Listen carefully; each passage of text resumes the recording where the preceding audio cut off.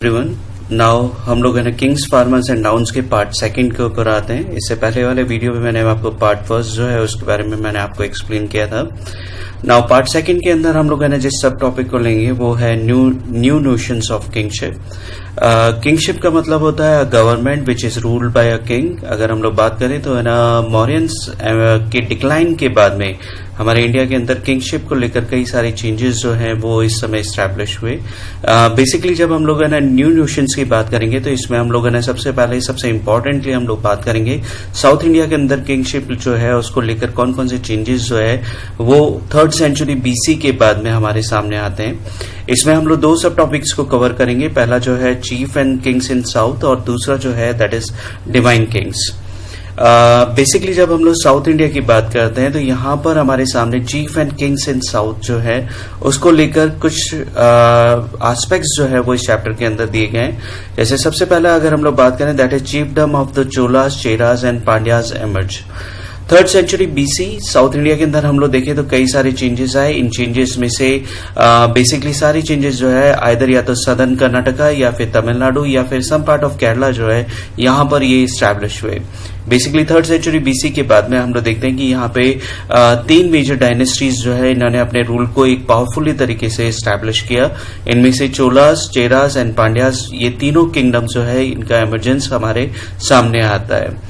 Cholas basically अगर हम लोग बात करें तो ये तमिलनाडु के अंदर थे, वहीं पे पांड्यास जो है ये भी तमिलनाडु के अंदर है, वहीं पे चेरास जो है इनके किंगडम का मेजर पार्ट जो है वो हमें केरला के अंदर देखने को मिलता है। जहां पर किंग्स अपने किंगडम को स्टैब्लिश कर रहे थे वहीं पे हम लोग बात करते हैं रूरल साइट्स के अंदर कौन कौन से चेंजेस आ रहे थे। रूरल एरियाज के अंदर हम लोग देखें स्पेशली जो ट्राइबल पीपल जो थे वहां पर भी हम लोग देख सकते हैं अभी भी ट्राइब्स जो है ये पावर में बनी हुई थी और इन ट्राइब्स को या एक कम्युनिटी को रूल करने का काम जो है वो चीफ के द्वारा हो रहा था। चीफ एक तरह से कहा जाए पीपल्स के द्वारा एक्सेप्टेड एक पावर थी और इसीलिए पीपल्स के द्वारा एक्सेप्टेड होने की वजह से पीपल्स इनकी वैलिडिटी को प्रोवाइड करने के लिए ये ट्रिब्यूट्स जो है वो चीफ को दिया करते थे। जहां पे हम लोग देखते हैं कि चीफ जो है वो है ना गुड्स जो है वो विलेजर्स के द्वारा रिसीव करते थे, वहीं पर किंग्स का एक मेजर रोल जो है वो टैक्सेस को कलेक्ट करना रहा। All of you ancient India के अंदर किंगशिप जो एस्टैब्लिश हुई उसमें एक बहुत बड़ा जो फैक्टर है वो हमारे सामने यह आता है कि किंग्स को पीपल्स के द्वारा क्यों एक्सेप्ट किया जाए। इसी में दैन साथ ही हम लोग देखें तो पीपल्स जब किंग को एक्सेप्ट कर रहे थे तो एक क्वेश्चन था कि किंग्स का वर्क क्या होगा और इनमें से मेजर वर्क जो है किंग का वो पीपल्स की सिक्योरिटी माना गया और इसी पीपल्स की सिक्योरिटी के लिए ये पीपल्स के द्वारा एक प्रॉमिस किया गया कि वो किंग को ट्रिब्यूट्स देंगे as in a manner of taxes. हम लोग देखें तो साउथ इंडिया के अंदर जो किंग्स जो एस्टैब्लिश हुए उन्होंने पीपल्स के द्वारा टैक्सेस जो है इनको कलेक्ट करना स्टार्ट किया। Now next one basically 3rd century BC क्योंकि मौर्यंस इस समय स्टैब्लिश हो चुके थे और मौर्यंस की एक तरह से कहा जाए नॉर्दर्न इंडिया के अंदर पीपल्स जो है उन्होंने बहुत इजी तरीके से उनको एक्सेप्ट किया। वहीं पे साउथ इंडिया के अंदर हम लोग देखें तो पीपल्स जो है वो किंग को एक्सेप्ट करने के लिए कई सारे डिफरेंट मैनर्स जो है उनको एस्टैब्लिश कर रहे थे।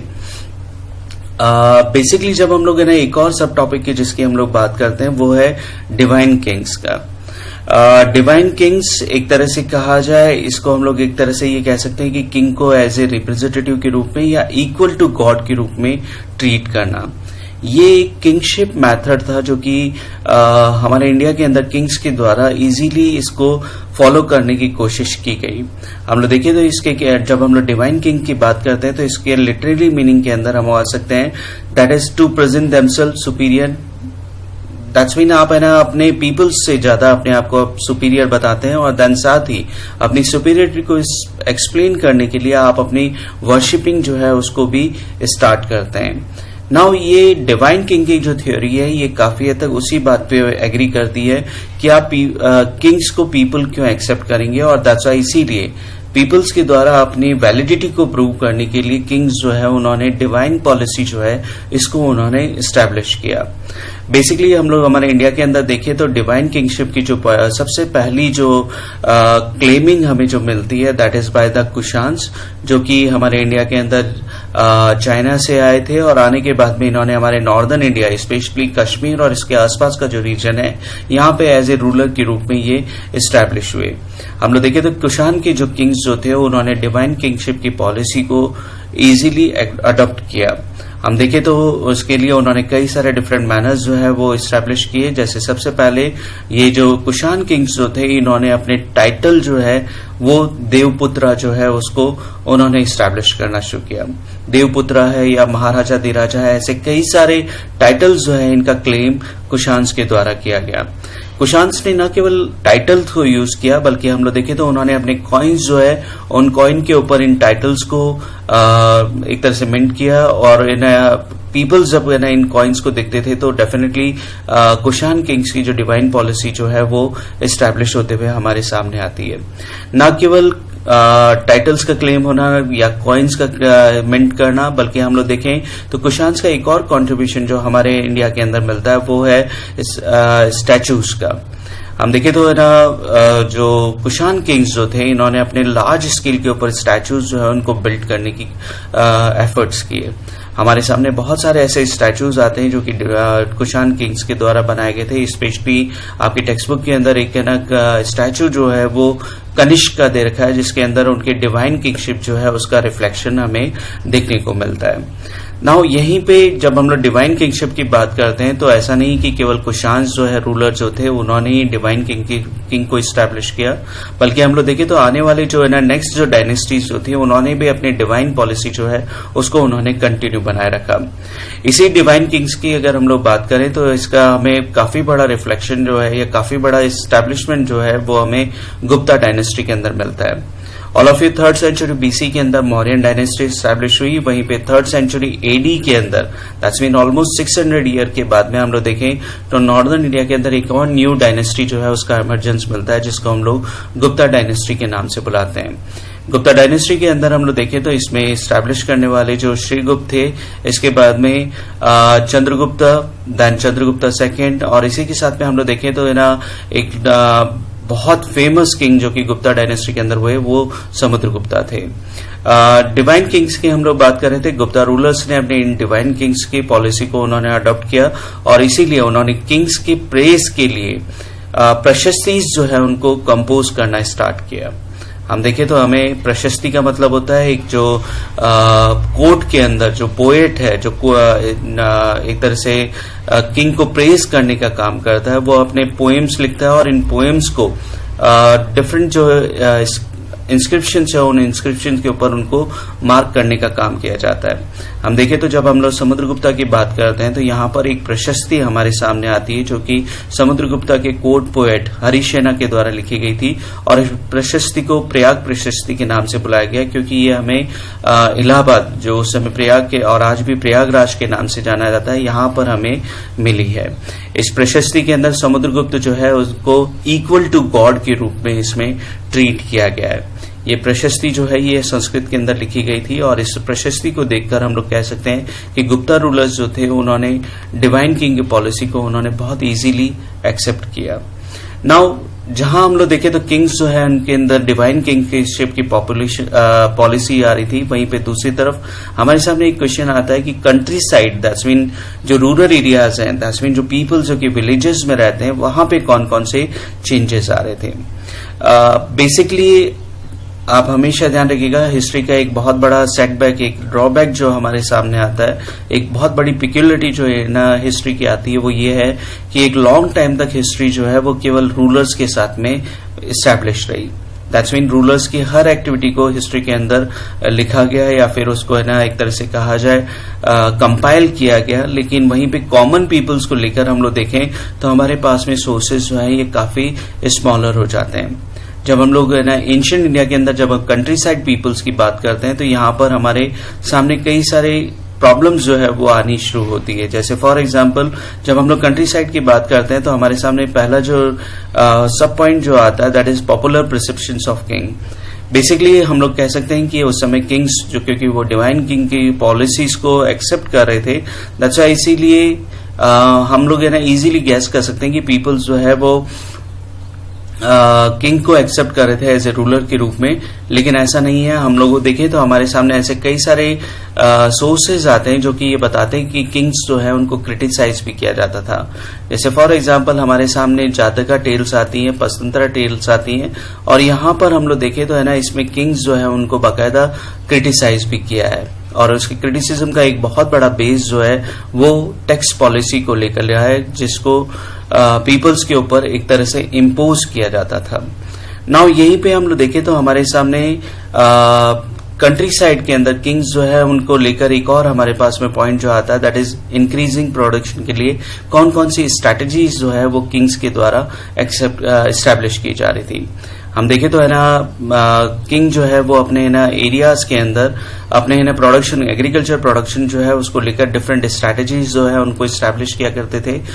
जैसे फॉर एग्जांपल हम लोग बात कर सकते हैं कि है ना इरिगेशन फैसिलिटीज जो है उसको इंक्रीज किया जाता था ताकि है ना प्रोडक्शन जो है वो हायर हो सके। एंड साथ ही हम लोगों ने इससे पहले वाले पार्ट में हमने आयरन की बात करी थी कि किस तरह से आयरन को अब है ना कॉमनली यूटिलाइज किया जाने लगा, जिसकी वजह से प्रोडक्शन जो है वो और ज्यादा हायर होता रहा।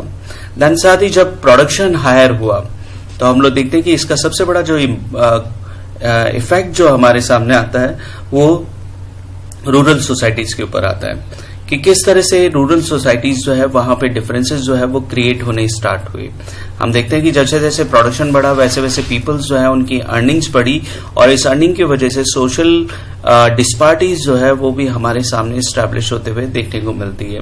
रूरल सोसाइटीज में हम लोग बात करें तो अब है ना एक तरफ लैंड ओनर्स थे जो कि बिग फार्मर्स के रूप में थे, जिनके पास में एक बिग लैंड पार्ट था। वहीं पे हम लोग देखें तो है ना मिडिल और है ना लोअर जो फार्मर्स हैं उनका भी राइज होते हुए हमारे सामने आता है। नाउ यहीं पे एक और चीज जो हम लोग रीड आउट करेंगे वो है land grants and new rural elites का।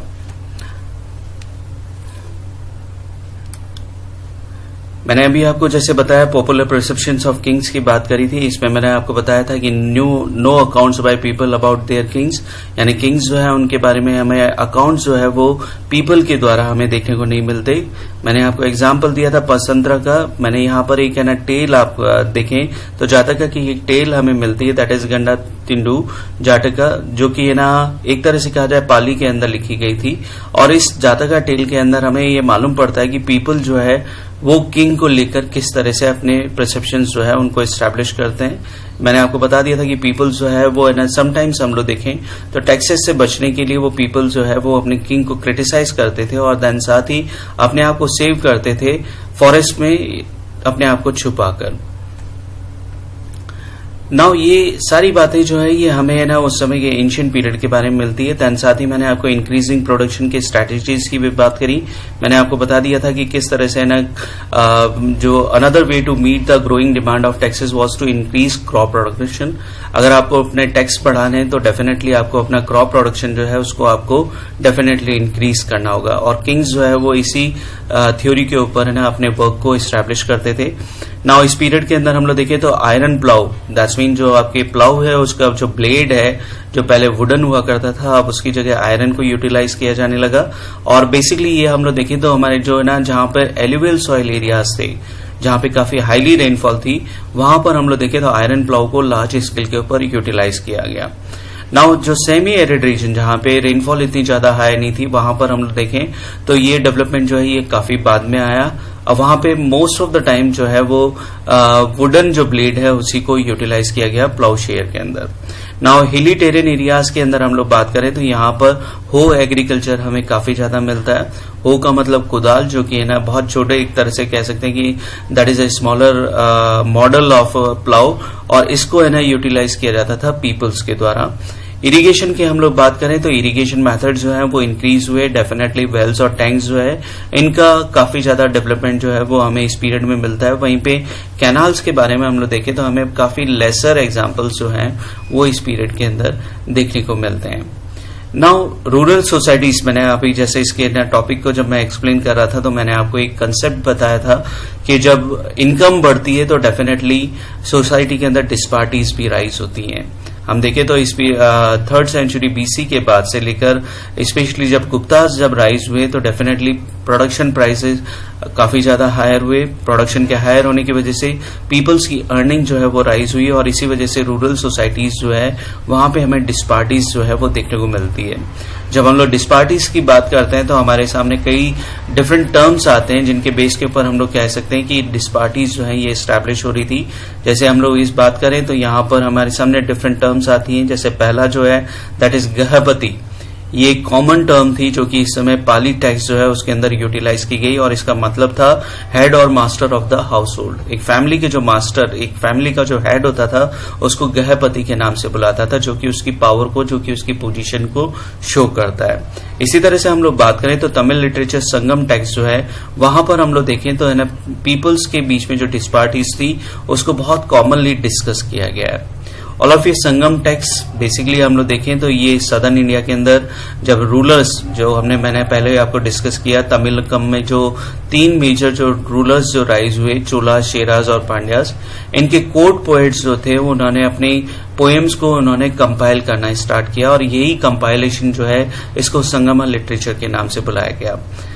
बेसिकली हम लोग देखें तो संगम टेक्स्ट जो है इसके अंदर हमें डिस्पार्टीज जो है वो काफी कॉमनली देखने को मिलती है।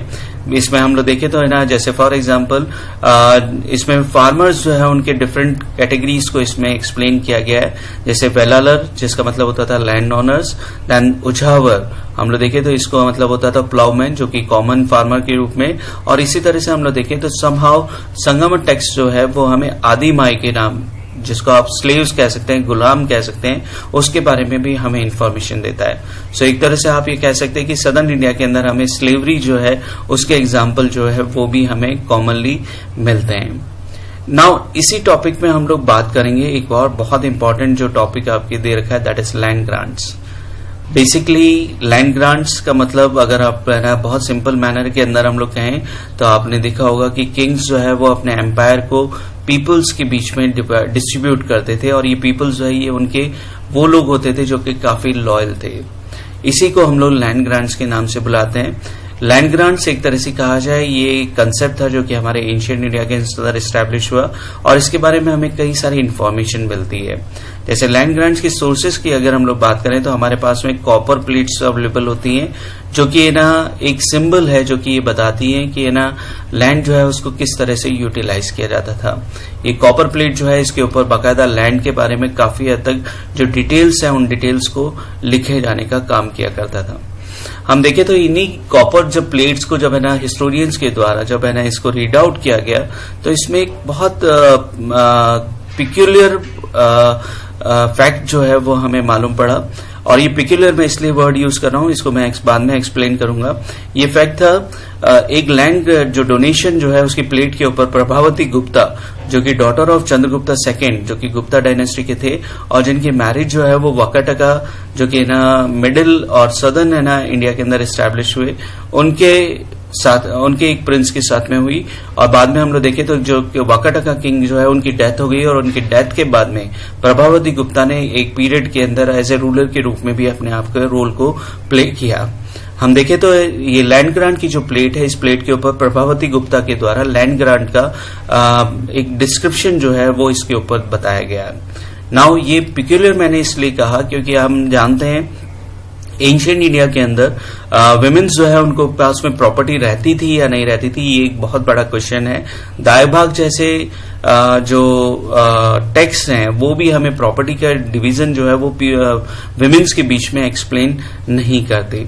लेकिन हम लोग देखें तो जो क्योंकि इस समय तक है ना धर्म ग्रंथ वगैरह एस्टैब्लिश हो चुके थे, स्मृतिज जो है वो एस्टैब्लिश हो चुकी थी और इसमें एक बहुत क्लियर जो है ना इंडिकेशन जो हमें मिलता है वो ये था कि women don't have independent access to resource such as land, यानी उनके पास में लैंड जो है वो नहीं रहेगा, उनके पास में प्रॉपर्टी नहीं रहेगी। लेकिन जो हमारे प्रभावती गुप्ता का जो एग्जाम्पल है वो ये बताता है कि नहीं, विमेन जो है उनके पास में प्रॉपर्टी रहती थी और इवन वो अपनी प्रॉपर्टी को एज ए ग्रांट के रूप में यूटिलाइज भी या डिस्ट्रीब्यूट भी कर सकते थे। इसके बाद में हम लोग देखें तो एक क्वेश्चन हमारे माइंड में राइज होता है कि लैंड ग्रांट्स क्यों दिए जाते थे। नाउ लैंड ग्रांट्स को देने के पीछे हम लोग देखें तो 3 मेजर है ना कॉजेज जो है वो आपकी टेक्स्ट बुक में दे रखे हैं। जैसे पहला है strategy to increase agriculture area, यानी हर किंग अपने एग्रीकल्चर एरियाज को इंक्रीज करना चाहता था, तो that's why those non agriculture areas को वो क्या करता था, लैंड ग्रांट के रूप में यूटिलाइज करता था। वो अपने कोर्ट पोएट्स या फिर लॉयल पीपल्स जो है उनके बीच में नॉन एग्रीकल्चर एरिया को डिस्ट्रीब्यूट करता था, ताकि वो लोग वहां जाए और वहां पर एग्रीकल्चर लैंड जो है उसको डेवलप करने का काम करें। देन साथ ही सेकेंड वन, विनलाइज use to strengthen political power, यानी समटाइम्स हम लोग देखें तो किंग को अपने अलाइज की जरूरत पड़ती थी, और इस अलायंस को स्टैब्लिश करने के लिए वो लैंड ग्रांट जो है उनको दिया करते थे, ताकि उनके पॉलिटिकल पावर जो है वो इंक्रीज हो सके। और देन थर्ड वन, जैसे फॉर एग्जांपल हम लोग देखें तो लैंड ग्रांट जो है उसके इंस्क्रिप्शंस में उनको डिस्क्राइब किया जाता था। कॉपर प्लेट्स का हमने एग्जांपल दिया।